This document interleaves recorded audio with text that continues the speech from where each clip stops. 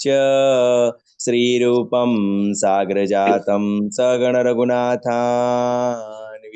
तं सजीवं सादेतं सावधूतं परिजनसहितं श्रीकृष्णचैतन्यदेवं श्रीराधा कृष्णपादान् सगणललिता श्रीविशाखान्वितां च हे कृष्ण करुणा सिन्धो दीनबन्धो जगत्पते गोपेश गोपिकान्त राधाकान्त नमस्तुते तप्त काञ्चन गौरांगी श्रीराधे वृन्दावनेश्वरी वृषभानुसुते देवी प्रणमामि हरिप्रिये वाञ्छाकल्पतरुभ्यश्च कृपा सिन्धुभ्य एव च पतितानां पावनेभ्यो वैष्णवेभ्यो नमो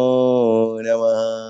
नमो विष्णुपदाय कृष्णपृष्ठाय भूतले श्रीमते भक्ति वेदांत स्वामी इति नामिने नमस्ते सरस्वती देवे गौरवाणी प्रचारिणे निर्विशेष शून्यवादी पाश्चात देशतारिणे जय श्री कृष्ण चैतन्य प्रभु नित्यानंद श्री अद्वैत गदाधर श्रीवासादि गौर भक्तवृंद हरे कृष्णा कृष्णा कृष्णा हरे हरे हरे राम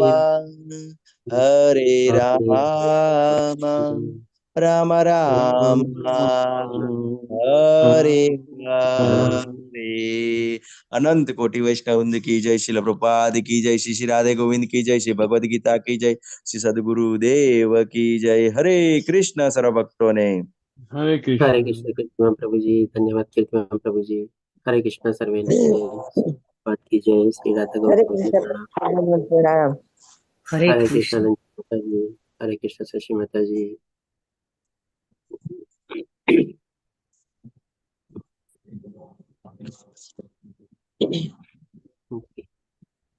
તો આજે આપણે લેશું શ્રીમદ ભગવદ ગીતાનો 6ઠ્ઠો અધ્યાય, જેનું નામ છે ધ્યાન યોગ. આપણે જોઈએ કે ભગવાન શ્રી કૃષ્ણ આપણને ધ્યાન યોગ સુખામે બતાવે છે. તો આપણે જોઈએ ચોથા અધ્યાયમાં ભગવાને આપણને 10 પ્રકારના યજ્ઞો બતાવેલા હતા. આપણે લેવલ 1માં ડિટેલમાં નથી લેતા, પણ ડેફિનેટલી લેવલ 2માં આપણે 10 અલગ અલગ એકો એક શ્લોક લઈએ છીએ, એટલે બધા પ્રકારના યજ્ઞ પણ આપણે સમજીએ છીએ.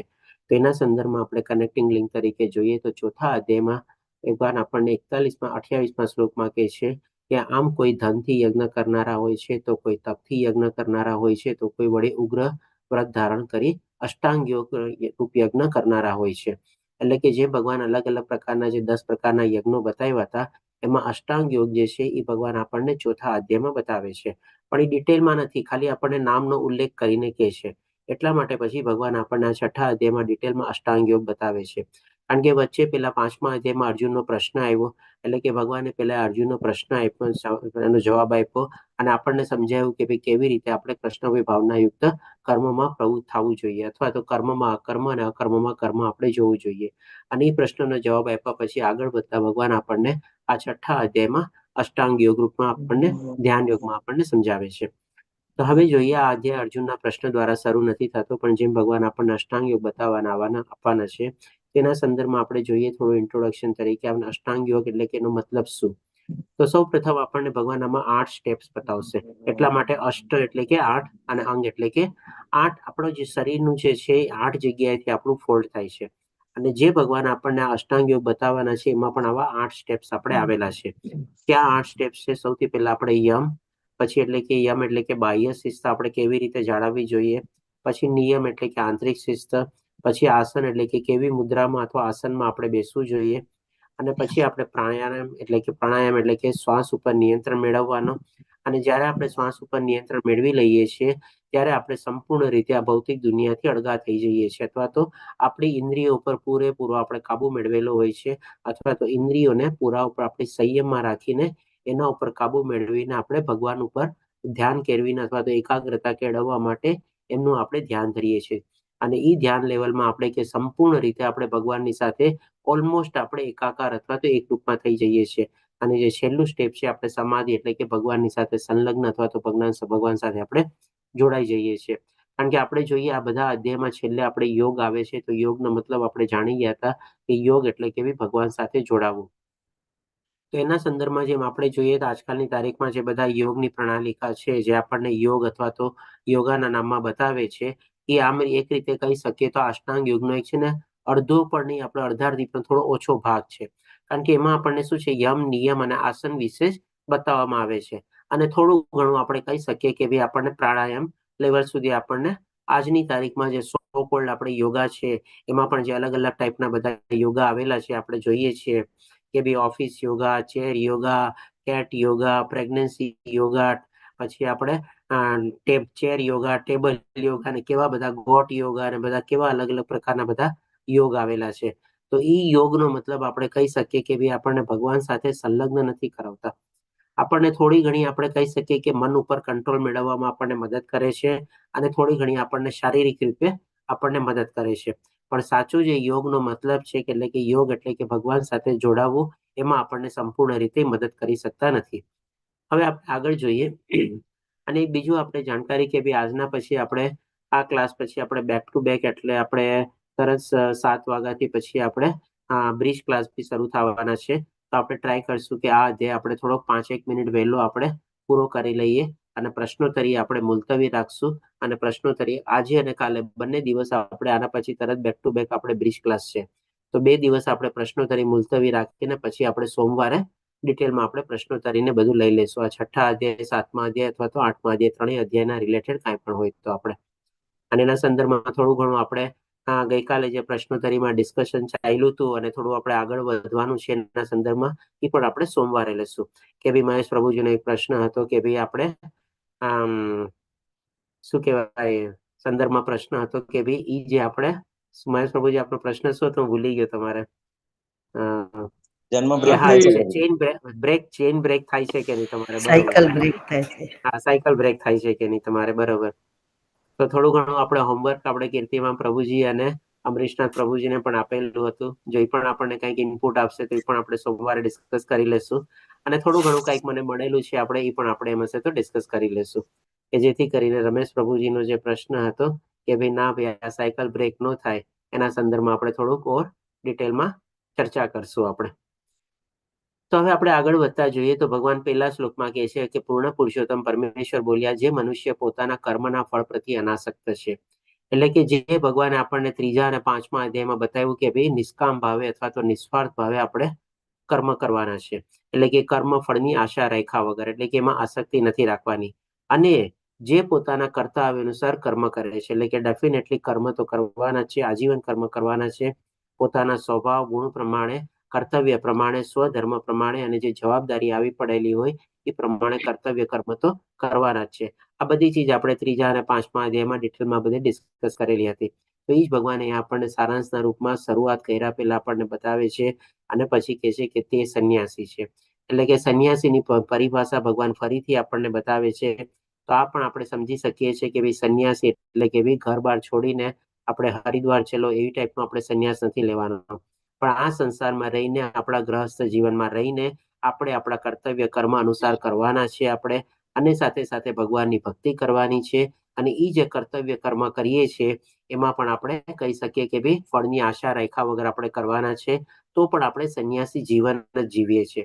ઉલટાના એ જે જંગલમાં જઈને જે સંન્યાસી જીવન જીવે અને એને મન ઉપર કાબુ ન રાખેલો હોય, તો કોને ખબર ત્યાં જઈને પાછું કંઈક બીજું કાંઈ પણ કાંડ ઉભા થઈ શકે. પણ આપણે આવી રીતે આ સંસારમાં રહીને જો આપણે આવી જ રીતે જીવન જીવતા હોઈએ તો આપણે એના કરતા પણ વધારે આપણું સંન્યાસી જીવન આપણે જીવીએ છીએ. અને એના માટે સંદર્ભમાં ભગવાન આપણને પણ કહે છે કે તથા તે સાચો યોગી પણ છે. પછી ભગવાન આપણને કહે છે કે અને નહીં કે જે અગ્નિ પ્રગટાવતો નથી અને કર્તવ્ય કર્મ કરતો નથી. તો આ જે ભગવાન અહીંયા આપણને બતાવે છે, તો આના સંદર્ભમાં આપણે એ સમજી લઈએ કે અગ્નિ પ્રગટાવવાનો મતલબ શું. એટલે કે ભાઈ જે માની લો આ સંસારિક જીવન જીવે છે, ગ્રહસ્થ જીવન જીવી રહ્યા છે, એને પણ શું છે, પોતાની અંદર ઇન્દ્રિયોની સંયમ રાખવા માટે અગ્નિ પ્રગટાવવાની હોય છે. એટલે કે સંયમ રૂપી અગ્નિ પ્રગટાવવાની હોય છે. અને ઈ સંયમ દ્વારા પોતાની ઇન્દ્રિયો અથવા તો પોતાના મન ઉપર કાબુ રાખે છે તમારે. અને બીજો સેન્સમાં આપણે એ લઈ શકીએ કે અગ્નિ પ્રગટાવવાનો નથી એટલો મતલબ શું, કે ભાઈ ઘણા લોકો એવી રીતે ત્યારના વખતમાં જયારે જંગલમાં જતા અને તપસ્યા અને સાધના કરતા, તો એ લોકો જે પોતાના શરીરના નિર્વાહ માટે હોય ને, તો જે કાંઈ પણ ખાવા પીવાનું હોય ને, એ વગર અગ્નિ પ્રગટાવે પોતાના શરીરનો નિર્વાહ કરતા. કોઈક શું કરે, પાંદડા ખાઈને પોતાનું જીવન ચલાવતા, કોઈક ફળ ફૂલ ખાઈને આપણે પોતાનું જીવન ચલાવતા, કોઈ ખાલી પાણી પીને પોતાનું જીવન ચલાવતા, કોઈ ખાલી હવા લઈને પોતાનું જીવન ચલાવતા અથવા તો શરીરનો નિર્વાહ કરતા. એટલે કે ઈ સેન્સમાં એ લોકો અગ્નિ પ્રગટાવતા નહોતા. તો અહીંયા ભગવાન આપણને એ બતાવે છે કે ભાઈ જે અગ્નિ પ્રગટાવતો નથી અને કર્તવ્ય કર્મો કરતો નથી, એને આપણે સંન્યાસી નો સમજવો જોઈએ તમારે. પણ સાચો સંન્યાસી પોતાના ઇન્દ્રિયોની સંયમની અગ્નિ પ્રગટાવે છે, ઇન્દ્રિયો અથવા મન ઉપર કાબુ રાખે છે, પોતાના કર્તવ્ય કર્મો કરે છે, અને સાથે સાથે ભગવાનની ભક્તિ કરે છે, અને કર્મફળની આસક્તિ નથી રાખતો. તો આજ આપણે સાચો સંન્યાસી છે. પછી હવે આગળ વધતા ભગવાન આપણને 5મા શ્લોકમાં બતાવે છે. ઓકે, વિજય માતાજી આપણે એ બ્રિજ ક્લાસની લિંક પણ મૂકી દીધી છે ચેટ બોક્સમાં. તો જેને જેને જોડાવવું હોય એ જોડાઈ શકે છે. ઘણા લોકોને માહિત હશે જ ઓલરેડી.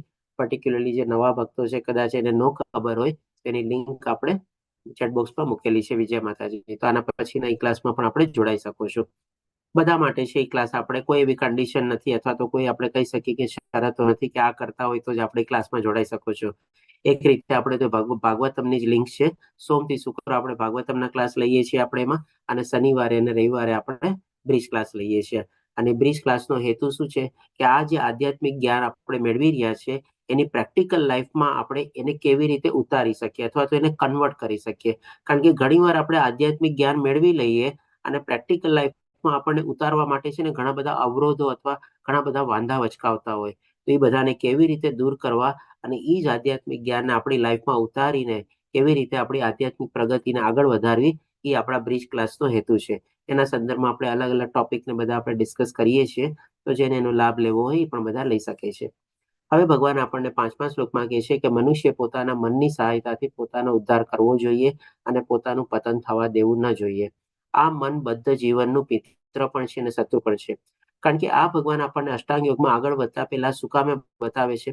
કારણ કે મન ઉપર નિયંત્રણ મેળવવું, મન ઉપર કાબુ મેળવવું, આપણા મન ઉપર સંયમ મેળવવો બહુ જ જરૂરી છે. એના વગર આપણે અષ્ટાંગ યોગમાં આગળ વધી જ ન શકીએ. તો એ જ ભગવાન આપણને કહે છે કે જો આપણે આપણા મનથી જ આપણે આપણો પોતાનો ઉદ્ધાર કરવાનો છે. હવે કેવી રીતે ઉદ્ધાર કરવાનો છે અને કેવી રીતે મન આપણું મિત્ર છે અને શત્રુ છે, એ પછી ભગવાન આપણને 6ઠ્ઠા શ્લોકમાં બતાવે છે. તો ભગવાન આપણને કહે છે કે જેણે મન પર વિજય મેળવ્યો છે, તેને માટે મન એ સર્વશ્રેષ્ઠ મિત્ર છે. મન ઉપર વિજય મેળવવો એટલે કે શું? મનમાં જે બધી અલગ અલગ ઈચ્છાઓ જાગતી હોય, અલગ અલગ મોહ માયા આકર્ષણ પ્રત્યે આપણે આકર્ષિત થતા હોઈએ, એના ઉપર આપણે કાબુ મેળવવાનો, સંયમ મેળવવાનો. આપણને ખબર હોવી જોઈએ કે શું આપણા માટે સારું છે, શું ખરાબ છે, શેમાં આપણે સમય આપવો જોઈએ, શેમાં આપણે સમયનો બગાડ ન કરવો જોઈએ, કઈ ચીજ પ્રાપ્ત કરવી જોઈએ, કઈ ચીજ પ્રાપ્ત ન કરવી જોઈએ, કઈ જગ્યાએ જવું જોઈએ, કઈ જગ્યાએ ન જવું જોઈએ, કોનો સંગ કેળવવો જોઈએ, કોનો સંગ ન કેળવવો જોઈએ. આ બધું આપણે જો સમજી લઈએ તો આપણે આપણા મન ઉપર વિજય મેળવી લીધેલો છે. પણ જે આ કરવામાં નિષ્ફળ નીવડ્યો છે, તેને માટે મન એ સૌથી મોટો શત્રુ છે. એટલે કે આપણે કહી શકીએ કે ભાઈ આપણો જો કોઈ સૌથી મોટો દુશ્મન હોય તો આપણી અંદર બેઠેલું આપણું મન જ છે. આપણે બહારની દુનિયામાં કોઈ દુશ્મનને ગોતવાની જવાની જરૂર નથી. ઘણા લોકો કહે છે ને કે આની સાથે તો મારે બહુ મોટી દુશ્મનાવટ છે, બહુ મોટી જૂની દુશ્મનાવટ છે. એકચ્યુઅલી જોવા જઈએ તો સૌથી મોટો દુશ્મન તો આપણી મન જ અંદર આપણે બેઠેલો છે. એટલે કે મન ઉપર જો કાબુ ન રાખીએ, આપણે મનના દોરડા ઉપર આપણે જો કાબુ ન રાખેલું હોય તો આપણને એને કે અનિયંત્રિત ઘોડાની જેમ આપણને ગમે તેમ આપણને આડું અવળું આપણને લઈ જાય છે તમારે. એટલે કે મન ઉપર કાબુ રાખવો બહુ જરૂરી છે આપણા જીવન રથને આપણે સારા માર્ગે અને સાચા માર્ગે ચલાવવા માટે. તો જ આપણો એ મિત્ર બની શકે છે. હવે પછી ભગવાન આપણને બતાવે છે આજે અષ્ટાંગ યોગના જે આપણે 8 સ્ટેપ્સ છે આપણે જાણશું, અને આપણે થોડા સંક્ષિપ્તમાં એમાં ડિસ્કસ કરશું. કારણ કે આજની તારીખમાં આપણે જાણી ગયા છે કે આ ધ્યાન યોગ અથવા અષ્ટાંગ યોગ અથવા તો એ તપ અને સાધના એ આપણા માટે કરવી કલયુગમાં આપણે કહી શકીએ કે પ્રેક્ટિકલી પોસિબલ જ નથી. અને ઘણી જગ્યાએ તો શાસ્ત્રમાં પણ એનો નિષેધ પણ કહેવામાં આવેલો છે. કારણ કે કલયુગમાં આપણા માટે સૌથી સીધું સાધું સરળ ભગવાને આપણને યજ્ઞના રૂપમાં આપણને સાધન આપેલું છે. અને ઈ સાધન છે આપણે હરે કૃષ્ણ મહામંત્રનો જપ જપવો. કારણ કે જપ જ આપણો યજ્ઞ છે. અને ઈ યજ્ઞ આપણે ઘરે બેઠા બેઠા પણ આપણે આરામથી કરી શકીએ છીએ. ગમે તે સમયે કરી શકીએ છીએ. ગમે તેવી રીતે બધું આપણે જેટલું ધ્યાન રાખીને કરીએ એટલું જ આપણને મદદરૂપ થઈ શકે છે. તો આ જપ યજ્ઞ જ આપણને કલયુગમાં સૌથી સારો યજ્ઞ છે. તેમ છતાં પણ જેમ ભગવાન આપણને બતાવે છે આપણે પણ આ અષ્ટાંગ યોગ અથવા તો ધ્યાન યોગને આપણે થોડું ઘણું આપણે સમજી લઈશું. અને બને ત્યાં સુધી છે ને આ જે ભગવાન આપણને 8 સ્ટેપ્સ બતાવે છે ને આનો ઉપયોગ અથવા આનો પ્રયોગ છે ને આપણે જે માળા કરીએ છીએ ને એમાં આપણે કરવાનો ઉપયોગ કરશું. કારણ કે એ રીતે પણ આપણી માળામાં મન લાગશે, માળા ઉપર આપણું ધ્યાન કેન્દ્રિત થશે, આપણું મન પણ નિયંત્રણમાં રહેશે. ઘણા ખરામાંથી સ્ટેપ્સ છે એ આપણે માળા કરવા માટે પણ એપ્લાય કરી શકીએ છીએ. તો 10મા શ્લોકમાં ભગવાન આપણને યમથી એટલે કે એક્સટર્નલ ડિસિપ્લિનથી શરૂઆત કરે છે. એમાં ભગવાન કહે છે કે અધ્યાત્મવાદીએ પોતાના શરીર, મન તથા આત્માને હંમેશા પરમેશ્વરમાં તલ્લીન રાખવા જોઈએ. આ આપણા માટે પણ એપ્લાય થાય છે. એવું નથી કે ખાલી ધ્યાન યોગી અને અષ્ટાંગ યોગી માટે એપ્લાય થાય છે. આપણે પણ શું છે જેટલું બની શકે આપણે શરીર દ્વારા આપણે ભગવાનની સેવા કરવાની છે.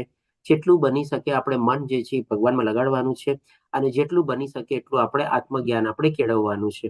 તો એ બધું રીતે આપણે પરમેશ્વરમાં તલ્લીન રહી શકીએ છીએ. આપણે જેને કહીએ ને કે ડે ઇન ડે આઉટ આપણે ભગવાનમાં જો મનને બધું લગાડતા રહીએ. આપણે જેમ કે આના સંદર્ભમાં આપણે દાખલો લઈએ. માની લો કોઈકને જે નવી નવી સગાઈ થઈ હોય તમારે, તો આપણે જ્યાં સુધી લગ્ન ન થાય ત્યાં સુધી ફિયાન્સ અને ફિયાન્સીમાં એક બેમાં કેટલા મન લાગેલા હોય તમારે. ઓફિસમાં જાય તો એના બારામાં વિચારતો હોય, આમ ગમે ત્યારે મોબાઈલમાં પણ એના બારામાં વિચાર કરે.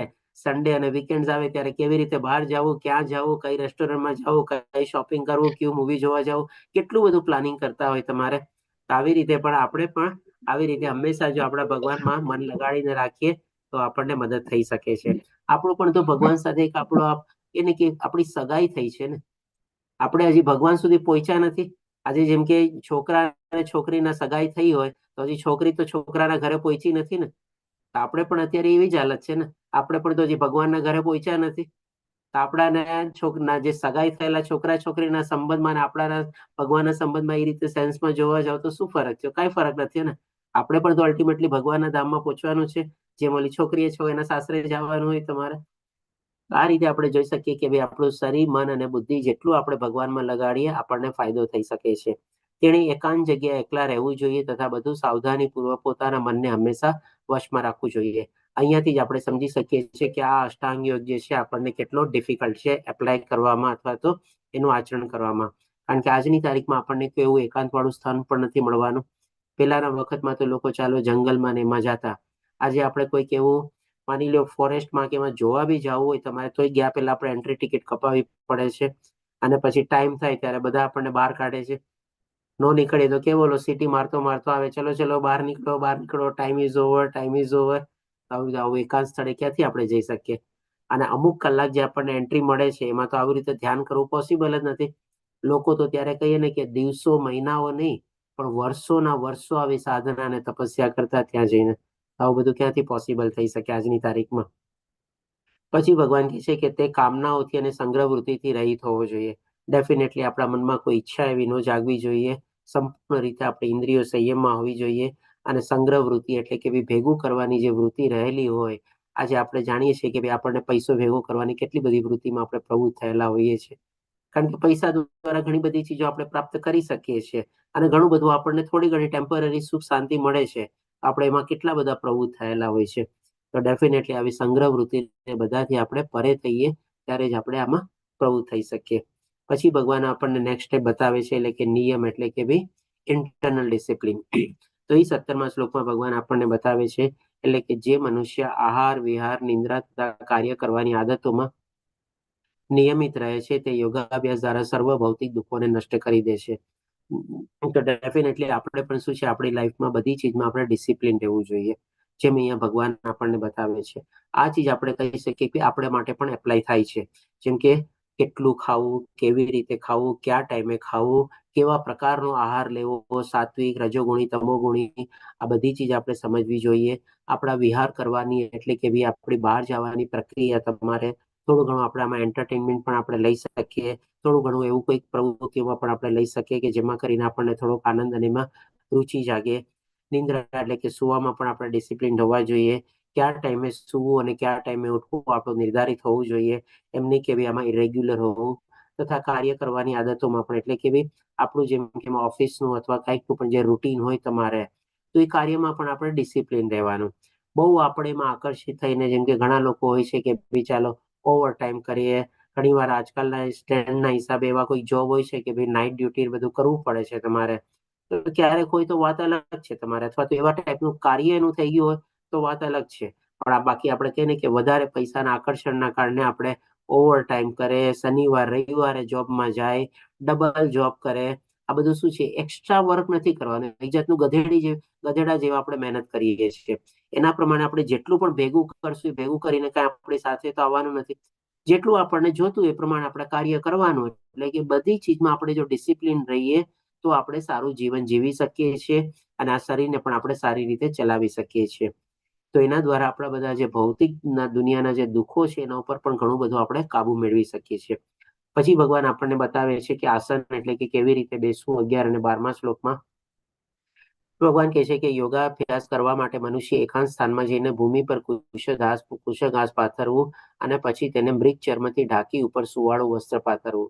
તો આ ચીજ છે ને, આપણે જયારે માળા કરવા બેસીએ એમાં થોડું ઘણું આપણે એપ્લાય કરી શકીએ. માની લો આપણે બ્રહ્મ મુહૂર્તમાં ઉઠી ગયા, આપણો નિત્ય કર્મ ને બધું આપણે કરી લીધું. પછી આપણે માની લો મંગળા આરતી શરૂ થાય એની પહેલા આપણે નિયમ લીધેલો હોય કે જે વચ્ચેનો સમય બચે છે, ચાલો એમાં આટલી સંખ્યાની આપણે માળા કરી લેવી. હવે એ માળા જે આપણે કરવા બેસીએ તો નોર્મલી આપણે શું છે, જો આપણે શારીરિક સ્થિતિને બધું બરાબર હોય તો બને ત્યાં સુધી આપણે જમીન ઉપર એક સરસ મજાનું જેમ આસન પાથરીને આપણે બેસવું જોઈએ. અને એ આસન પણ છે ને, અને એ જગ્યા પણ છે ને, આપણી ફિક્સ હોવી જોઈએ. ડાયરેક્શન પણ ફિક્સ હોવું જોઈએ તમારે. એ રીતે એ જગ્યામાં બેસીને ડેઈલી આપણે કરીએ ને તો આપણું માળામાં આપણે છે ને ફોકસ તે બધું વધારે. અહીંયા જે ભગવાન આપણને બેસે ને કે છે ને, ભૂમિ ઉપર ઘાસ પાથરવું એટલે કે આપણે એક આસન પાથરવાનું. જેમ કે આજની તારીખમાં ઘણા લોકોના ઘરમાં અત્યારે શું છે, માર્બલ ફ્લોરિંગ હોય છે. હવે માર્બલ ફ્લોરિંગ હોય, હવે આવતા દિવસોમાં થોડો ઘણો શિયાળાનો સમય આવશે તમારે, તો શિયાળાના સમયમાં શું છે, માર્બલ બહુ ઠંડુ થઈ જાય તમારે. અને એમાં પણ જો સવારે બ્રહ્મ મુહૂર્તમાં આપણે માળા કરવા બેઠા હોઈએ, બહુ ઠંડી લાગે આપણને. એટલે કે એના ઉપર જો આવી રીતે આસન પાથરીને બેસીએ, મૃગ ચર્મ એટલે કે ભાઈ એવું કોઈક આપણે ઊની વસ્ત્ર કે અથવા એવું કોઈક પાથરીને બેસીએ કે જેથી કરીને આપણને નીચેથી થોડીક ગરમાશ આવે આપણે. અને એ જે આ માર્બલ ફ્લોરિંગ અથવા જે ભૂમિની જે ઠંડક હોય એ આપણને સ્પર્શ ન કરી શકે અને થોડો ગરમાવો રહીએ. એટલે કે એવી રીતે એ આસન આપણે પાથરીને બેસવું જોઈએ. પછી ભગવાન કહે છે કે આસન બહુ ઊંચું કે બહુ નીચી ન હોવું જોઈએ અને તે પવિત્ર સ્થાનમાં હોવું જોઈએ. ડેફિનેટલી આપણે જે જગ્યા, ડાયરેક્શન ને બધું જે નિર્ધારિત કરીએ એ આવી રીતે આપણે સાફ, સ્વચ્છ અને પવિત્ર રાખવાનું. અને જેમ અહીંયા ભગવાન કહે છે બહુ ઊંચું અને બહુ નીચું ન હોવું જોઈએ. જેમ કે ઘણા લોકોને કોઈક એવી શારીરિક તકલીફ હોય તો માની લો ખુરશીમાં બેઠા બેઠા કદાચ માળા કરતા હોય, અને વધારે કંઈક તબિયત ખરાબ હોય તો કદાચ હોઈ શકે સુતા સુતા બી માળા કરતા હોય તમારે. પણ જો બધી રીતે બધું બરાબર હોય તો એ જે આસન છે ને, આપણી પોતાની હાઈટ પ્રમાણે આપણે એવી જગ્યાએ સ્થિર રાખવાનું કે બહુ ઊંચું હોય ને તો થોડોક આપણને અહમ ભાવ આવી જાય, અને બહુ નીચું હોય ને તો શું છે, આપણને થોડો નિમ્ન ભાવ બી આવે.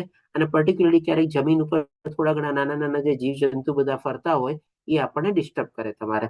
તો આ રીતે આપણે એવી રિઝનેબલ હાઈટ ચૂઝ કરીને આપણે એ માળા કરવા માટે બેસી જવાનું. પછી યોગીએ તેની ઉપર સુસ્થિર થઈને બેસવું જોઈએ અને મન, ઇન્દ્રિયો તથા કાર્યને વશમાં કરીને તથા મનને એક બિંદુ પર સ્થિર કરીને હૃદયને શુદ્ધ કરવા માટે યોગાભ્યાસ કરવો જોઈએ. તો જો આ ચીજ પણ છે ને, આપણે માળા કરતી વખતે એપ્લાય કરી શકીએ. આપણે જે આસન બનાવી લીધું, સરસ મજાનું આપણે આસનને બધું ફિક્સ કરી લીધું, પછી આપણે જયારે એ આસન ઉપર બેસીએ ત્યારે આપણે શું નોર્મલી ટટ્ટાર બેસવાનું. આપણે ઘણી વાર શું હોય છે, માળા કરતી હોય કે માની લો સામે ફોટો હોય, છબી હોય કે વિગ્રહ હોય, કાંઈ પણ હોય, એની સામે આપણે માળા જપતા હોઈએ ને, પણ ઘણા લોકોને શું એવી ટેપ હોય, આમ માળા જપતા જતા છે ને આમાં હાલત ડોલન કરે તમારે. તો જેને એટલી હાલત ડોલન ન કરવું જોઈએ. જેટલું આપણે હલશું ડોલશું ને એટલું આપણું છે ને ફોકસ અને કન્સન્ટ્રેશન લેવલ છે ને ફિક્સ નહીં રહે તમારે. શું કહો છો કીર્તિમાં પ્રભુજી? હરે કૃષ્ણ પ્રભુજી. હમણો કેવું થાય છે કે અમુક વાર શરૂઆતમાં પ્રેક્ટિસ કરતા હોય ને તો થોડુંક એમ હા. નમવું પડે, વાઇબ્રેશન કેમ કે છે ને, અમુક વાર ઊંઘ આવી જાય પ્રભુજી, બરોબર. આખો બરાબર. આંખો બંધ કરવા જઈએ છે એટલે ઊંઘ આવી જાય છે અમુક વાર. હરે કૃષ્ણ. બરાબર. ડેફિનેટલી આ બધું શું છે, જેમ જેમ આપણે આગળ વધીએ નહીં, આ જેમ ભગવાને પણ અષ્ટાંગ યોગ ને બધું જે બતાવે છે, આમાં પણ ભગવાન આપણને જોજો, સ્ટાર્ટિંગમાં આપણે અત્યારે ડિટેલમાં નથી લીધું, પણ સ્ટાર્ટિંગમાં ભગવાન શું કરે છે, બે ના ક્લાસિફિકેશન કરે છે, કે જે આ સાધનામાં નવોદિત હોય અને એક બીજો કોણ, તો કે ભાઈ સાધનામાં ઉન્નત થયેલો હોય. તેવી જ રીતે આપણે પણ માળા કરવામાં આપણા બે પ્રકાર થયેલા હોય છે. કોઈ જેમ કે એક બે માળાથી શરૂઆત કરે, જેમ કે મુક્તિ માતાજી આપણે શરૂઆત કર્યું, બે માળાથી શરૂઆત કર્યું, તો એ નવોદિત થઈ ગયા તમારે. હવે એ જેમ જેમ માળાની સંખ્યા વધારશે તો પછી એક્સપર્ટ થઈ જાય ને તમારે. તો ત્યાર પછી આ બધું આસ્તે આસ્તે શું છે, બધું આસ્તે આવી જાય તમારે. તો એ જ રીતે ભગવાન એ આપણને બતાવે છે કે ભાઈ આપણે જયારે બેસીએ ત્યારે આપણે એક સુસ્થિર બેસવાનું, આપણું એક બોડી એક રાઈટ એંગલમાં એકદમ સ્થિર હોવું જોઈએ તમારે. અને ક્યાં આપણી નજર આપણે કેન્દ્રિત કરવાની છે એ પણ અહીંયા ભગવાન આપણને બતાવે છે. કારણ કે આંખ બંધ કરીને કરીએ ને, તો જેમ કીર્તિમાં પ્રભુજી કીધું ને, ઘણી વાર આપણને નીંદર આવી જાય. તો બેટર છે કે સામે ભગવાનના વિગ્રહ, મૂર્તિ અથવા છબી કાંઈ પણ રાખીને આપણે આવી રીતે કન્ટિન્યુઅસલી આપણે માળા જપીએ તમારે. અને સાથે સાથે આપણી જે આંખના ડોળા હોય એ મૂર્તિ ઉપર અથવા વિગ્રહ અથવા છબી ઉપર આપણે જો ફોકસ થયેલા હોય તો પણ આપણને ફાયદો થઈ શકે તમારે. કારણ કે આંખના ડોળા પણ જો આપણે આમ તેમ ફેરવીએ તો પણ આપણું મન જે છે હાલક ડોલક થઈ શકે છે.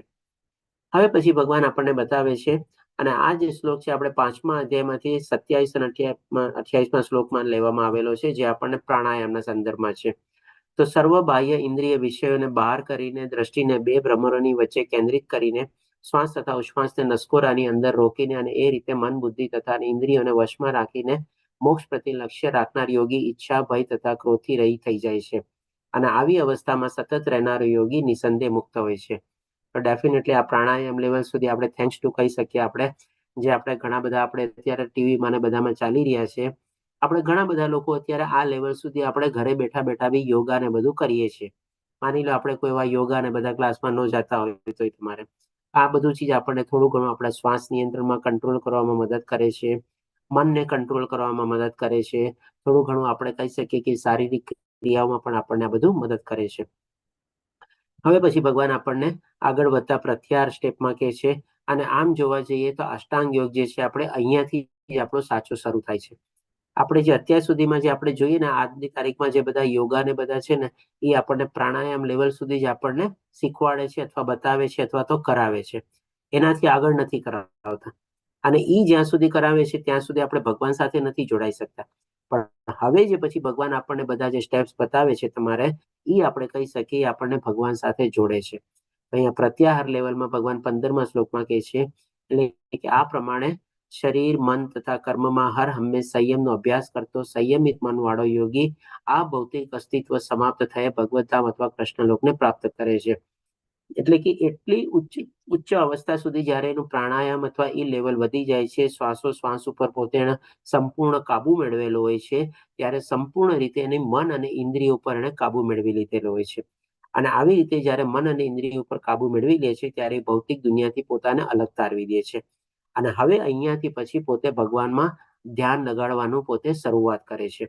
કારણ કે જ્યાં સુધી જો ભૌતિક દુનિયામાં મન ને બધું ભટકતું હોય, ભગવાન તરફ ધ્યાન ન લાગે તમારે, જો આવું અષ્ટાંગ યોગ આપણે ફોલો કરવો હોય તો. હવે પછી ભગવાન આપણને આગળના સ્ટેપમાં, થર્ડના સ્ટેપમાં કહે છે 18મા શ્લોકમાં, જ્યારે યોગી યોગાભ્યાસ દ્વારા પોતાના માનસિક કાર્યને સંયમિત કરી લે છે. માનસિક કાર્યને સંયમિત કરવાનો મતલબ શું? તો કે ભાઈ મનમાં બીજા કોઈ વિચાર નહીં, સંપૂર્ણ રીતે મન અને ઇન્દ્રિયો ઉપર એને કાબુ મેળવેલો છે, પોતાના કંટ્રોલમાં આવી ગયો છે. એટલે કે ભાઈ મન એનું નોકર બની ગયું છે. આપણે બધા નોર્મલી શું હોઈએ છીએ? આપણે બધા આપણે મનના નોકર બનેલા હોઈએ છીએ. પણ આપણે મનને આપણો નોકર બનાવવાનો છે, આપણે એના માલિક બનવાની કોશિશ કરવાનું છે. અને આવી રીતે જ્યારે સંયમિત કરી લે છે અને અધ્યાત્મમાં સ્થિત થઈ જાય છે, અર્થાત સર્વ ભૌતિક ઈચ્છાઓથી રહિત થઈ જાય છે, ત્યારે તે યોગમાં સુસ્થિર થયેલો જણાય છે, કહેવાય છે. અને કેવી રીતે સુસ્થિર થયેલો છે એના સંદર્ભમાં ભગવાને સરસ મજાની દીવાની કમ્પેરિઝન આપણને આગલા સ્ટેપમાં આપણને બતાવે છે ધ્યાનના લેવલમાં. તો ભગવાન 19મા શ્લોકમાં કહે છે કે જેવી રીતે વાયુ રહિત સ્થાનમાં દીવો સ્થિર થયેલો અસ્થિર થતો નથી, એટલે કે હલતો ડુલતો નથી તમારે. જેમ આપણે કોઈ પણ એક રૂમમાં માની લો દીવો પ્રગટાવેલો હોય, ઉપર પંખો બંધ હોય, બારી બારણા બંધ હોય તમારે, તો ઈસુની વાયુની જે ફ્લેમ હોય, દીવાની જે ફ્લેમ હોય, કેવી સ્થિર હોય તમારે. એવી રીતે ઈ સાથે કમ્પેરિઝન આપીને ભગવાન એ યોગીની તુલના કરે છે. તેવી જ રીતે જે યોગીનું મન વશમાં હોય છે તે દિવ્ય આત્માના ધ્યાનમાં સદા સ્થિર રહે છે. હવે પછી ભગવાન આપણને સમાધિ લેવલ એટલે કે 20 થી 23માં શ્લોકમાં ઓલમોસ્ટ જ્યારે ભગવાન સાથે સંલગ્ન થઈ જાય છે અથવા ભગવાન સાથે એકાકાર થઈ જાય છે, એ આપણને બતાવતા કહે છે કે જેને સમાધિ કહેવામાં આવે છે એ પૂર્ણ અવસ્થામાં મનુષ્ય મન યોગાભ્યાસ દ્વારા ભૌતિક માનસિક ક્રિયાઓથી પૂરેપૂરું સંયમિત થઈ જાય છે. આ સિદ્ધિનું વિશિષ્ટ લક્ષણ એ છે કે મનુષ્ય શુદ્ધ મનથી પોતાને જોઈ શકે છે. પોતાને જોઈ શકે છે મતલબ શું? પોતાના સ્વની સાથે પોતે જોડાઈ જાય છે. અને પોતાનો સ્વ એટલે કે પોતાની આત્માની સાથે પોતે જોડાઈ જાય છે, અથવા તો આત્મ નિરીક્ષણ કરી શકે છે, અથવા તો આત્મ સાક્ષાત્કાર લેવલ સુધી એ પહોંચી જાય છે. આનો મતલબ થયો આપણે કે એ પોતાને જોઈ શકે છે અને પોતાની અંદર આનંદ માણી શકે છે. જેમ આપણે તમને ખ્યાલ હોય તો ગઈકાલે આપણે 5મા અધ્યાયમાં લીધું હતું ને કે જે અંતર થકી સુખી છે, અંતર આનંદ માણે છે અને અંતરમાં જ પોતે પ્રવૃત્ત થયેલો છે, શ્લોક લીધેલો હતો આપણે. તો આ જ પ્રક્રિયા છે. એટલે કે ભાઈ જ્યારે આપણે પોતા ભગવાન સાથે સંલગ્ન જોડાઈ જઈએ છીએ અને એકવાર જ્યારે ભગવાન સાથે આપણે જોડાઈ જઈએ એટલે કે એવી દિવ્ય અનુભૂતિ અને દિવ્ય ભાવના આપણી અંદરમાં પ્રગટી જાય, આપણને એમાં જ્યારે જે આનંદ મળે છે તમારે એની કોઈ તુલના હોતી જ નથી તમારે. કારણ કે દૈવી આનંદ જે છે ને એ જ સાચો આનંદ છે અને દૈવી આનંદ પ્રાપ્ત કરવો જ એ જ આપણું કહી શકીએ કે આ મનુષ્ય જીવનને આપણે જીવતા જીવતી આપણે લક્ષ્ય પ્રાપ્ત કરવાનું છે. કારણ કે જેમ ભગવાન આપણને ગઈકાલે પણ શું કહે છે કે આવો જીવન મુક્ત પુરુષ, એટલે કે આ સંસારમાં રહીને પણ આપણે એવી જીવન મુક્ત લેવલ સુધી અથવા તો એ દિવ્ય અવસ્થા સુધી પહોંચવાની કોશિશ કરવાની છે કે જ્યારે આપણે હંમેશા ભગવાન સાથે જોડાયેલા જ રહીએ. એટલા માટે કહે છે ભગવાન કે શુદ્ધ મનથી શુદ્ધ મનને પોતાને જોઈ શકે છે અને પોતાની અંદર આનંદ માણી શકે છે. તે આનંદ અવસ્થામાં મનુષ્ય દિવ્ય ઇન્દ્રિયો દ્વારા અનુભવાતા અપાર દિવ્ય સુખમાં સ્થિત રહે છે. તો જો આ લેવલ સુધી જો આપણે પહોંચી શકીએ ને તો આપણી બધી જે ઇન્દ્રિયો હોય છે ને એ કહી શકીએ કે આપણે દિવ્ય થઈ જાય છે. આપણે જેમ કે વેદ વ્યાસ મુનિએ સંજયને દિવ્ય ચક્ષુ પ્રદાન કરેલા હતા ને, આપણે પણ આવા દિવ્ય ચક્ષુને બધું પ્રદાન કરી શકીએ છીએ. આપણે પણ આવી રીતે આત્મ સાક્ષાત્કાર કરી શકીએ છીએ જો આ લેવલ સુધી આપણે ભગવાન સાથે સંલગ્ન થઈએ તો. અને જરૂરી નથી કે ખાલી આપણે ધ્યાન યોગ દ્વારા થઈ શકે, આપણે માળા જપીને બી કરી શકીએ છીએ. આજે આપણે ઘણીવાર જેમ કે સવારના પોરમાં આપણે લોકો 16 માળાને બધાનું જે નિયમ લેતા હોય છે અને ઘણા વખત પછી કરતા હોય ને, તમે જોજો ઈ જ્યારે માળા જપતા હોય છે ને, આપણે કહી શકીએ કે લિટરલી છે ને ઓલરેડી સમાધિ અવસ્થામાં હોય છે. આજુબાજુના અવાજ બવાજ એને કાંઈ નડતા નથી, એના ઉપર કોઈ અસર કરતા નથી તમારે, અને સંપૂર્ણ રીતે માળા જપવામાં જ લીન હોય છે. અને પોતાની અંદર ઘણીવાર એ લોકો જ્યારે ઉન્નત થઈ ગયા હોય ને ત્યારે પછી આંખ બંધ કરીને પણ એ લોકો માળા જપી શકે છે. અને એટલા ઉન્નત થયેલાની લોકોને પછી શું છે નિંદર વિંદર પણ નથી આવતી તમારે. પણ એ જ્યારે આંખ બંધ કરીને આવી રીતે કન્સન્ટ્રેટ અને ફોકસ કરેલું હોય છે ત્યારે પોતે પોતાના ભગવાનની સાથે જોડાયેલા હોય છે. એની સાથેનો વાર્તાલાપ ચાલતો હોય છે આપણે કહી શકીએ. શું કહેશો કે તેમ પ્રભુજી? હરે કૃષ્ણ પ્રભુજી. એટલા બધા ઉન્નત નથી થયા, પણ પ્રભુજી કેવું છે, મારે કેવું છે, પેલું હવારમાં પેલું અલ્લાહુ અકબર એવું ચાલુ થઈ જાય છે નજીકમાં. બહુ અવાજ પેલો બહુ અવાજ આવે છે. પણ જયારે માળા કરતા હોય ને પ્રભુજી તો ખબર બી નથી પડતી, બરોબર, અમુક વાર કે ભાઈ આ અવાજ આવે છે, બરોબર. તો એટલું બધું મીન્સ બહુ પવિત્ર છે અને બહુ ખરેખર કલ્યાણકારી છે આપણા માટે, કે એ પણ ભૂલાઈ દેશે. નહીં તો પહેલા કેવું લાગતું હતું કે આ કમ્પ્લેન કરીને આ લોકોને બંધ કરાવી દઈએ, આવી રીતે બહુ અવાજ કરે છે, હેરાન કરે છે, એવું લાગતું હતું, બરોબર. પણ હવે એવું લાગે છે કે જો એ પોતાના ધર્મ પ્રત્યે એટલા આસક્ત છે, એમના લોકોને જગાડી રહ્યા છે, બરોબર, જ્યારે આપણા લોકો ઊંઘવામાં મજા લઈ રહ્યા છે, બરોબર, તો એ એમની રીતે તે બરાબર જ છે, બરોબર. તો ખરેખર આપણે જાગવાની જરૂર છે ને આપણા લોકોને જગાડવાની જરૂર છે, કોઈના પર ફરિયાદ કરવાની જરૂર નથી. પ્રભુજી ખરેખર સરસ રીતે સમજાયું ને પ્રભુજી. પણ પ્રભુજી આ ગીતામાં આયા પછી જ સમજાયું પ્રભુજી, બરોબર. બાકી તો એવું લાગતું હતું આ હેરાન કરે છે ખોટા ખોટા અને બીજાને હેરાન કરે છે એવું લાગતું હતું. પણ હવે ભગવાનની કૃપા છે. હરે કૃષ્ણ પ્રભુજી, સમજાય છે. હરે સાચી કૃષ્ણ. વાત. હરે કૃષ્ણ. શું કહે છે રમેશ પ્રભુજી આપ? હરે કૃષ્ણ પ્રભુ. એવા ઘણા હરે યોગીઓ કૃષ્ણ. છે કે જે સુતા આપણને લાગે સુતા છે, અને એમની જો ભગવાન જોડે વાતો કરતા હોય, ઘણા ભગવાન એવા જોડે વાતો યોગીઓ કરે. પડ્યા. હરે સાચી વાત કૃષ્ણ. છે. એટલે એ કહું ને કે ભગવાનની સાથે વાર્તાલાપ ચાલતો હોય છે લોકોનો ઈ સેન્સમાં. તમારે એટલા મગ્ન હોય છે, એટલા આનંદિત હોય છે અને એટલા એમાં ભાવિત થઈ જાય છે તમારે. એવી ભાવના અને એવો પ્રેમ ને એવી લાગણી ને બધું જાગે છે કે એકબીજાની સાથે એ લોકો વાત કરે છે, જોવે છે અને સંવાદ ચાલે છે. એટલે કે એ રીતે પ્રસ્થાપિત થયેલો મનુષ્ય કદાપી સત્યથી જુદો પડતો નથી. સત્ય એટલે કે શું? ભગવાનની સાથે. અને સુખની પ્રાપ્તિ પછી આનાથી મોટો કોઈ લાભ હોય એમ તે માનતો નથી. ભગવાન મળી ગયા, હવે બીજો શું લાભ જોવે તમારે? અને આવી સ્થિતિ પામીને મનુષ્ય મોટામાં મોટી વિપત્તિમાં પણ વિચલિત થતો નથી. ભગવાન મારી સાથે છે બસ. તો પછી મને કઈ વિપત્તિ આવીને ડરવાની છે તમારે? કે છે ને કે ભાઈ આપણે શું છે कि भाई अपने भगवान से ये मत कहो कि तुम्हारे सामने कितने बड़े डर है, लेकिन अपने डर से ये कहो कि तुम्हारा भगवान कितना बड़ा है तुम्हारा। એટલે કે આપણી સાથે જો ભગવાન હોય તો આ બધી વિપત્તિઓ, તકલીફો, ડર બધું શું છે? કાંઈ નથી તમારે।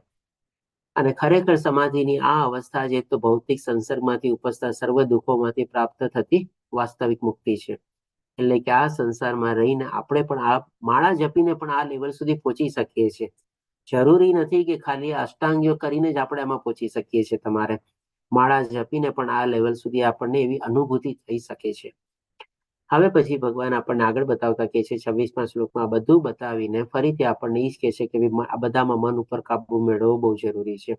એટલે 26મા શ્લોકમાં કહે છે કે મન પોતાની ચંચળ તથા અસ્થિર વૃત્તિને કારણે જ્યાં જ્યાં ભટકતું હોય ત્યાં તે મનુષ્ય તેને સર્વથા પાછું વાળી લેવું જોઈએ અને પોતાના નિયંત્રણ હેઠળ લાવવું જોઈએ। ભગવાન જાણે છે કે આ બધામાં મન ઉપર કાબુ મેળવવો બહુ જ અઘરો છે। એટલા માટે ફરીથી ભગવાન આપણને કહે છે, શરૂઆત કર્યા અષ્ટાંગ યોગ શરૂઆત કર્યા પણ પહેલા ભગવાને આપણને કીધું કે મન આપણો શત્રુ છે અથવા મિત્ર બી છે અને મન દ્વારા જ આપણે આપણો ઉદ્ધાર કરવાનો છે। પછી આખો અષ્ટાંગ યોગ વર્ણવીને પણ ભગવાન અહીંયા આપણને એ જ કહે છે કે આમાં પણ જો મન જ્યાં જ્યાં ભટકતું હોય ત્યાંથી આપણે એને પાછું વાળવાનું છે અને આપણા કંટ્રોલમાં લેવાની, આપણે નિયંત્રણ હેઠળ લાવવાની આપણે કોશિશ કરવાની છે। પછી એ ભગવાન આગળ સમજાવતા અર્જુનનો પ્રશ્ન આવે છે। તો 33મા શ્લોકમાં અર્જુન પ્રશ્ન પૂછે છે કે અર્જુને કહ્યું, હે મધુસૂદન, આપે જે યોગ પદ્ધતિ સંક્ષેપમાં વર્ણવી છે તે મને અવ્યવહારુ તથા નભાવી ન શકાય। અવ્યવહારુ એટલે કે ઇમ્પ્રેક્ટિકલ અને નભાવી ન શકાય એટલે કે કન્ટિન્યુ રાખવી, એવી ન રાખી શકાય, નભાવી શકાય એવી લાગે છે, કારણ કે મન ચંચળ તથા અસ્થિર હોય છે। અર્જુનની પણ વાત સાચી છે। આપણને પણ જે પ્રમાણે આપણે બધું અત્યારે જાણવું, માળા જપવામાં આપણને પણ પ્રોબ્લેમ આવે છે ને, થોડો ઘણો આપણને પણ તકલીફ થાય છે। આપણું પણ હજી એટલું ડીપ કન્સન્ટ્રેશન ને ફોકસ લેવલ આપણે ડેવલપ નથી કરી શક્યા। ભગવાનની સાથે જોડાવાની તો વાત અલગ, ભગવાનની સાથે વાર્તાલાપ કરવાની તો વાત અલગ, એવી અનુભૂતિ આવવાની તો વાત અલગ, આત્મ સાક્ષાત્કાર થવાની વાત તો અલગ તમારે, પણ એટલું જ આપણે મનને કંટ્રોલમાં રાખી શકતા તો એ આપણા માટે ઘણો બેડો પાર થઈ શકે। તો અર્જુનનો પણ એ જ પ્રશ્ન છે કે ભાઈ આપે જે અત્યારે બતાવ્યું આ બધી પ્રક્રિયા એ મને ઇમ્પ્રેક્ટિકલ અને કન્ટિન્યુ રાખી શકાય એવી લાગતી નથી, અને એમાં સૌથી વધારે પ્રોબ્લેમેટિક શું છે તો કે મન। અને હજી મન કેવી રીતે એનું અસ્થિર અથવા દુરાગ્રહ ને બધું થયેલું છે એ પણ અર્જુન આગળ વર્ણવતા કહે છે, એ કૃષ્ણ મન ચંચળ, ઉચ્છૃંખલ અને દુરાગ્રહી તથા અત્યંત બળવાન છે અને તેથી તેને વશમાં રાખવું એ મને વાયુને વશમાં રાખવાથી પણ વધારે અઘરું લાગે છે। અર્જુન પાસે એવા શસ્ત્રો હતા કે બી વાયુને પણ વશમાં રાખી શકે, એટલા માટે તો એ કહે છે કે કદાચ હું મારા દિવ્યાસ્ત્ર વાપરું અને વાયુને પણ કંટ્રોલમાં રાખી લઉં, પણ મને મનને કંટ્રોલમાં રાખવું તો બહુ જ ડિફિકલ્ટ લાગે છે। હવે આ કોણ કહે છે તો કે અર્જુન। કોણ અર્જુન? તો કે એ જ અર્જુન જે જયારે નાનો હતો ત્યારે ગુરુ દ્રોણાચાર્ય એને પૂછે છે કે ભાઈ તને શું દેખાય છે ઝાડ ઉપર? તો કે ભાઈ મને ખાલી ચકલીની આંખ દેખાય છે, બીજું કાંઈ નથી દેખાતું। આટલું સ્ટ્રોંગ એનું કન્સન્ટ્રેશન અને ફોકસ લેવલ હતું। માની લો ચાલો તો નાનો હતો ત્યારે, પણ મોટા થયા પછી જયારે એ લોકો વનવાસમાં હતા અને જયારે દ્રૌપદી આપણે સ્વયંવર આવે છે ત્યારે પણ એ તો કન્ટિન્યુઅસલી બાણોની તો પ્રેક્ટિસ ન કરતો હોય, તેમ છતાં પણ એ સ્વયંવરમાં જાય છે તમારે, અને સ્વયંવરમાં જે આકરી પરીક્ષા હતી કે ભાઈ માછલીનું પ્રતિબિંબ પાણીમાં પડશે અને એ માછલી પણ ગોળ ગોળ ફરતી હશે, એ માછલીની પ્રતિબિંબમાં જોઈને આપણે આંખ વીંધવાની છે, તો ત્યારે પણ એ અર્જુન એમાં સફળ થાય છે તમારે। તો તમે વિચારી શકો છો એ જ અર્જુન જેનું આટલું કન્સન્ટ્રેશન અને ફોકસ લેવલ હાઈ હતું તમારે, અને એ ટાઈમમાં તો એવા બધા સાધનો બી ઉપલબ્ધ હતા કે ચાલો જંગલમાં જઈને એવી તપસ્યા અને સાધના બી કરે, એ અર્જુન કહે છે કે ના ભાઈ મને તો મનને વશમાં રાખવું બહુ કંટ્રોલમાં ડિફિકલ્ટ લાગે છે। તો પછી આપણી સ્થિતિ કેવી હશે વિચાર। તો આના સંદર્ભમાં ભગવાન જવાબ બી આપે છે અને સોલ્યુશન બી આપે છે। તો ભગવાન જવાબ આપતા શું કહે છે? ભગવાન શ્રી કૃષ્ણે કહ્યું, હે મા ભાવ કુંતી પુત્ર, નિસંદેહ ચંચળ મનને વશ કરવું એ અત્યંત અઘરું છે। ભગવાન એની સાથે સહમત થાય છે। ભગવાન એની વાતને ઉડાડી નથી દેતા કે ના એવું કઈ નથી, મેં તને કીધું ને કે મનને વશમાં રાખવું કંટ્રોલમાં કરી શકાય, તમારે એવું નથી કરી શકતું તમારે। એટલે કે એની સાથે પૂરેપૂરા સહમત થાય છે અને પછી કહે છે પરંતુ યથા યોગ્ય અભ્યાસ તથા વૈરાગ્ય દ્વારા તેને વશ કરવું શક્ય છે। એટલે કે ભાઈ ટોટલી ઇમ્પોસિબલ નથી મનને વશમાં રાખવું, પણ આપણે ક્યારેક વશમાં રાખી શકીએ જ્યારે આપણે આવો કન્ટિન્યુઅસલી યથા યોગ્ય અભ્યાસ એટલે કે પ્રોપર પ્રેક્ટિસ કરીએ। ભગવાન આપણને આગળ પણ બતાવ્યું કે આપણું મન જ્યાં જ્યાં ભટકતું હોય ત્યાંથી આપણે એને વાળવાનું છે અને એ જ કન્ટિન્યુઅસલી પ્રેક્ટિસ આપણે કરતું રહેવાનું છે. અને આસ્તે આસ્તે આપણે વૈરાગ્ય કેળવવાનો છે, એટલે કે ભૌતિક દુનિયાના મોહ માયાના આકર્ષણમાંથી આપણું મનને આપણે પાછું ખેંચવાનું છે. એના ઉપર સંયમ કેળવવાનો છે, એના ઉપર કાબુ કેળવવાનો છે તમારે. આ બધું ચીજ જો કરીએ તો એકવાર એવો સમય આવશે કે ડેફિનેટલી આપણે પણ મનને કાબુમાં રાખવામાં ઘણા અંશે આપણે સફળ થઈ શકશું.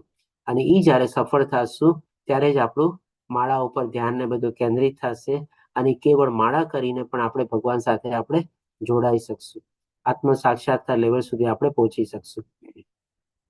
હવે ફરીથી એક અર્જુનનો પ્રશ્ન આવે છે.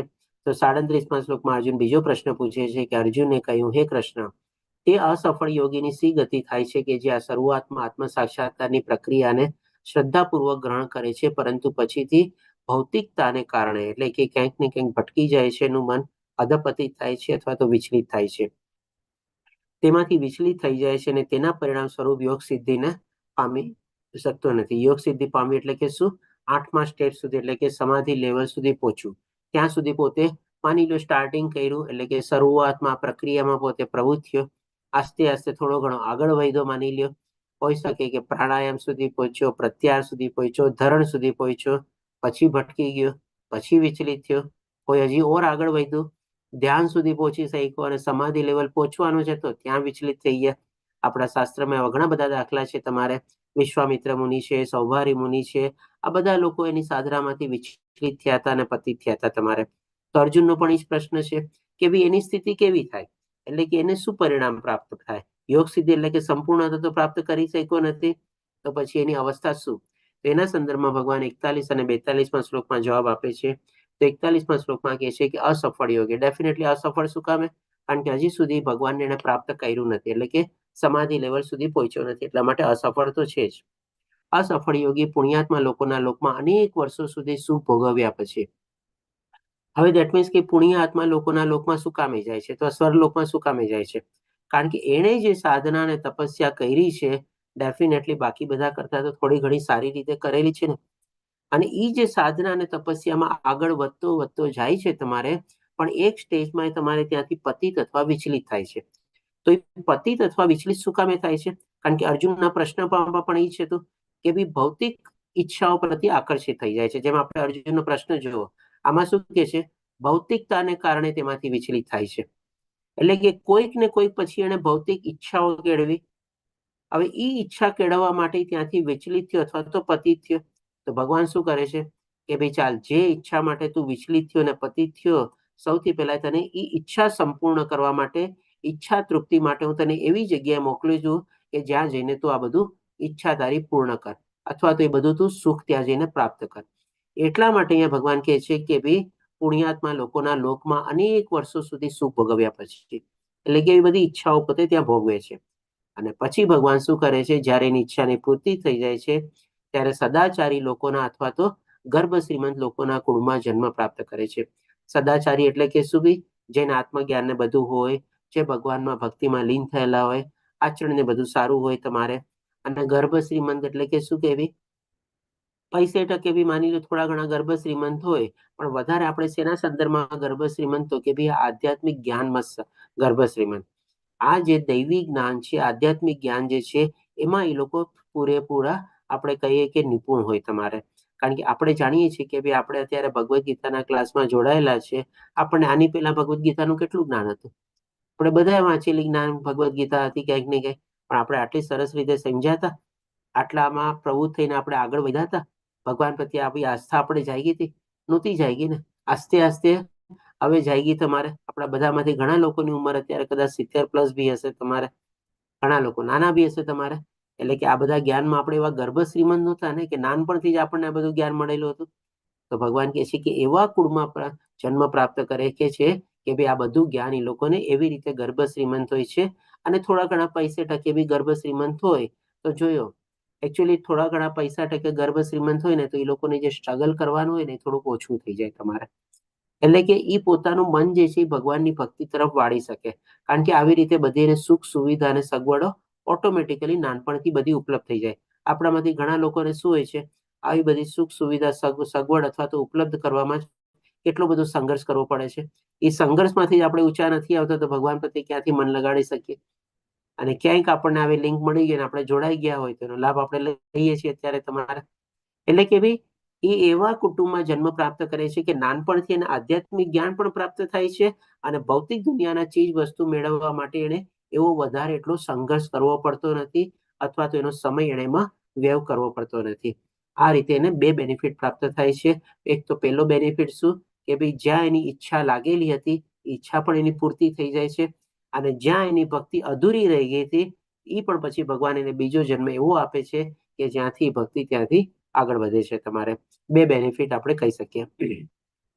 હવે પછી ભગવાન આપણને 42મા શ્લોકમાં એના વિશે બતાવે છે કે જે માની લો ઓલમોસ્ટ આપણે પ્રાપ્ત કરવાની હતી સિદ્ધિ પણ ત્યાંથી વિચલિત થયો, એટલે કે ઓલમોસ્ટ સમાધિ લેવલ સુધી પહોંચી ગયો પણ પછી વિચલિત થઈ ગયો તો પણ એ અસફળ તો થયો જ તમારે.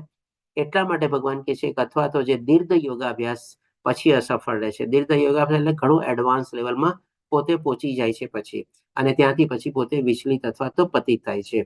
તો તે એવા અધ્યાત્મવાદીના કુળમાં જન્મ પામે છે કે જેઓ અતિશય જ્ઞાનવાન હોય છે. અતિશય જ્ઞાનવાન એટલે કયું?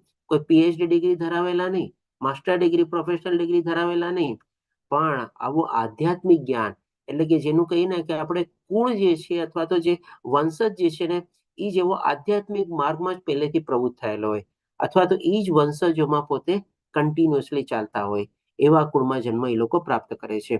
અને ખરેખર આ જગતમાં આવો જન્મ પામવો એ અત્યંત દુર્લભ છે. જેમ કે આપણે જાણીએ છીએ કે ભાઈ શિલા પ્રભુપાદજીની એમના જે પિતા હતા ગૌર મોહનદેવ 5 વર્ષની જ્યારે શિલા પ્રભુપાદજીની ઉંમર હતી ત્યારે એમને રમવા માટે રથ ને બધું આપ્યું. તો આવું દિવ્ય જ્ઞાન આવું આધ્યાત્મિક જ્ઞાન નાનપણથી જ મળેલું ને મા બાપ તરફથી તો જ એમાં પૂરતી આગળ થયા. અને આપણે જાણીએ છીએ કે ભાઈ એ શિલા પ્રભુપાદજીની એમના ગુરુ ભક્તિ સિદ્ધાંત સરસ્વતી ઠાકુર સાથે કેટલી નાની વયમાં એમને ગુરુ મળી ગયા. તમારે આપણને તો ઘણીવાર આ ઉંમરે પણ હજી ગુરુ પ્રાપ્ત નથી થતા. તમારે આ બધા આપણે કહીએ ને કે ભાઈ આવો જન્મ પ્રાપ્ત કરવો અને આવી રીતે આગળ પ્રગતિ થવી એ પણ આપણે કાંઈ સારા કર્મ કરેલા હોય તો જ થાય. તમારે 1922માં એટલે કે જયારે 26 વર્ષની ઉંમર હતી ત્યારે સૌ પ્રથમ વાર એમના ગુરુની સાથે એમની મુલાકાત થઈ અને 1933 એટલે કે જયારે એમની ઉંમર 37 વર્ષ હતી ત્યારે એમણે દીક્ષા પ્રાપ્ત કરી લીધેલી હતી. તમારે એવી જ રીતે આપણે જેમ કે વલ્લભ કુળ કહેવાય છે. આપણે બધા લોકો જેમ કે ત્યારે હવેલીમાં ઘણા માનતા હોય આપણે પુષ્ટિ માર્ગમાં તો ઘણા લોકો જેમાં આપણે બેટીઓ અને અથવા તો જે બાવાશ્રી હોય છે એ પણ આપણે કહી શકીએ કે આ બધા આવું એક કુળવાન કુટુંબ હોય છે. તમારે એમાં જન્મ પામવો બહુ જ આપણે દુર્લભ છે. એ રીતે ભગવાન આપણને બતાવે છે કે જે લોકો દીર્ઘ યોગાભ્યાસ કર્યા પછી પતિ થાય છે તો એની અવસ્થા કેવી રીતે થાય છે. હવે આ બધું ભગવાન આપણને સમજાવી દીધું. અત્યાર સુધી આપણે કહી શકીએ કે આપણને ભગવાને જ્ઞાન યોગ બતાવ્યો આપણને 4થા અધ્યાયમાં, 3જા અને 5મા અધ્યાયમાં આપણને કર્મયોગ બતાવ્યો, આ 6ઠ્ઠા અધ્યાયમાં આપણને અષ્ટાંગ યોગ બતાવી દીધો. બધું બતાવી દીધા પછી ભગવાન આપણને એક સરસ મજાનો શોર્ટકટ આપે છે અથવા તો આપણે કહી શકીએ કે હવે ભગવાન ભૂમિકા બાંધી રહ્યા છે એના ભક્ત તરફ એટલે કે ભક્તિ તરફ આગળ વધવા માટે. કારણ કે આગળ 7 થી લઈને 12મા અધ્યાયમાં ભગવાન આપણને ભક્તિ વિશે બહુ સરસ મજાનું જ્ઞાન આપવાના છે. એટલા માટે આ છેલ્લા શ્લોકમાં ભગવાન કહે છે કે સર્વયોગીઓમાંથી, સર્વયોગી એટલે કે શું? કર્મયોગી આવી ગયા, અષ્ટાંગ યોગી આવી ગયા, હઠ યોગી આવી ગયા, જ્ઞાન યોગી આવી ગયા, ભક્ત યોગી આવી ગયા, બધા આવી ગયા. તમારે સર્વયોગીઓમાંથી જે યોગી અત્યંત શ્રદ્ધાપૂર્વક મારું પારાયણ કરે છે, ભગવાનનું ધ્યાન ધરે છે, પોતાના અંતઃકરણમાં જ મારું ચિંતન કરે છે, કન્ટિન્યુઅસલી ભગવાનને યાદ કરે છે, હા ભગવાન મારી સાથે છે એવી અનુભૂતિ લઈને ચાલે છે. તમારે અને મારી દિવ્ય પ્રેમમય સેવા કરે છે, ભગવાનને ભોગ ધરાવે છે, ભગવાનના વાઘા સરસ મજાના પહેરાવે છે, ભગવાનનો સરસ શૃંગાર કરે છે, ભગવાનના મંદિરમાં જઈને સેવા આપે છે. આ બધી ભગવાનની દિવ્ય પ્રેમમય સેવા થઈ ગઈ. તે યુગમાં મારી સાથે અત્યંત ગાઢ રીતે સંકળાયેલો છે અને બધામાં સર્વોચ્ચ છે. બધામાં સર્વોચ્ચ એટલે કે ભાઈ સર્વ યોગીઓમાં સર્વોચ્ચ છે. તો આ જે ભગવાન આખી જે પ્રક્રિયા બતાવે છે એ શેમાં પોસિબલ છે? તો કે ભાઈ ભગવાનના સાકાર રૂપમાં, ભગવાનના દ્વિભુજા રૂપમાં જ્યારે આપણે ભગવાનની ભક્તિ કરીએ એમાં જ પોસિબલ છે. ભગવાનની ભક્તિમાં જ આપણે ભગવાન પ્રત્યે આપણે સંપૂર્ણ રીતે શ્રદ્ધાપૂર્વક આસ્થાની સાથે આપણે જોડાઈ શકીએ. કન્ટિન્યુઅસલી આપણે ભગવાનનું નામ જપી શકીએ એટલે કે ભગવાનનું ચિંતન કરી શકીએ. આપણે ભગવાનને ભોગ ધરાવી શકીએ, વાઘા પહેરાવી શકીએ, શૃંગાર કરી શકીએ, અલગ અલગ સેવાઓ આપી શકીએ, સાથે સાથે જે બધા ઉત્સવો આવે એને પણ આપણે સેલિબ્રેટ કરી શકીએ. તો આ બધી ચીજ શેમાં પોસિબલ છે? કેવળ અને કેવળ આપણે કહી શકીએ કે ભાઈ ભક્તિ યોગમાં જ પોસિબલ છે. તો આ રીતે ભગવાન કહે છે કે ભાઈ એ બધામાં સર્વોચ્ચ છે, એટલે કે ભગવાનનો જે ભક્ત જે ભક્તિ યોગમાં પ્રવૃત્ત થયેલો હોય એ સર્વોચ્ચ છે અને એ જ મહાન છે. અને સાથે ભગવાન એ જ કહે છે કે આ જ મારો મત છે. તો આ ભગવાને આપણને જે અહીંયા ભૂમિકા બાંધી ભક્તિના સંદર્ભમાં, એ હવે ભગવાન આપણને કન્ટિન્યુ રાખશે 7 થી લઈને 12મા અધ્યાય સુધી. ભગવાન પોતાના વિશેનું પણ જ્ઞાન આપશે આપણને, અને સાથે સાથે ભક્ત વિશેનું પણ જ્ઞાન આપશે, અને ભક્તોનું કેવી રીતે રક્ષણ, જરૂરિયાત, દૈવી રક્ષણ પ્રાપ્ત થાય છે એ બધું પણ ભગવાન આપણને બતાવશે. અને 12મા અધ્યાયમાં ભક્તિ યુગમાં તો ભગવાન આપણને અલગ અલગ ભક્તિના 6 લેવલ બતાવશે કે કેવી રીતે આપણે ભગવાનની ભક્તિમાં પ્રવૃત્ત થઈએ તો આપણે અનન્ય ભક્તિ પ્રાપ્ત કરીને ભગવાનને પ્રાપ્ત કરી શકીએ છીએ. તો આ રીતે આપણો અહીંયા 6ઠ્ઠો અધ્યાય કમ્પ્લીટ થાય છે. વાંચા કલ્પતરુભ્યશ્ચ કૃપા સિંધુ ભ્યવચ પતિતાનાં પાવનેભ્યો વૈષ્ણવેભ્યો નમો નમઃ. હરે કૃષ્ણ કૃષ્ણ કૃષ્ણ હરે હરે, હરે રામ રામ રામ હરે હરે. હરે રામ રામ રામ હરે પાટન હરે. જય શ્રી રાધા હરે ગોવિંદ પ્રણામ. કૃષ્ણ પ્રભુજી. હરે કૃષ્ણ મુક્તિ માતાજી. ઓકે, જો શોર્ટ કોઈક ના કોઈ ક્વિક ક્વેશ્ચન હોય તો લઈએ, નહીં તો પછી મને જરા 5-1 મિનિટનો બ્રેક આપો, અને બાકી બધા લોકો બી આપણે બ્રિજ ક્લાસમાં જોડાઈ શકે છે. હરે કૃષ્ણ સર્વેને. કોઈને કઈ છે પ્રશ્ન કોઈ? આપણે પ્રભુજી એક વાત કરવી હતી, ખાલી 2 મિનિટ. જે મુક્તિ તમે માતાજી. જે રીતના શરૂઆતમાં કીધું ને કે ભગવાન અને આપણો જે આત્માનો જે સંબંધ છે એવો, જેમ કે નવું નવું સગાઈ થઈ હોય ને તમે ઉદાહરણ આપ્યું, તો એ કેવી રીતે શક્ય હોય શકે? એમ અત્યારે ભૌતિક જગતમાં તો બધા કેવું છે, શરીરથી મહત્વ રાખે છે, એમ જ્યારે ભગવાનનો અને આત્માનો સંબંધ પવિત્ર છે. એમ એટલે તમે મને ખાલી જો ટાઈમ હોય તો કહો, બાકી કઈ વાંધો નહીં.